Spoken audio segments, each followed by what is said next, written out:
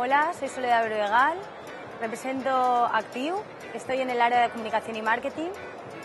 Nuestra empresa lleva más de 42 años fabricando mobiliario y estamos presentes en más de 60 países.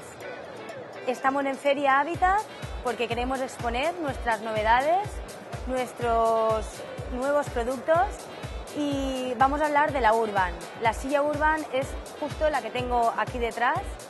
Es una serie muy completa que habla de una silla colectiva para cualquier entorno, el de la universidad, educación, hábitat, empresa.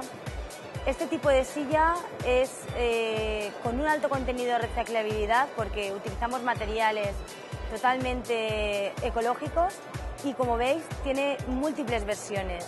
Tenemos la versión de plástico en el respaldo, pero también la versión tela y tenemos muchísimos acabados. Para educación, con paleta, movimiento, ruedas, patín, 4 patas.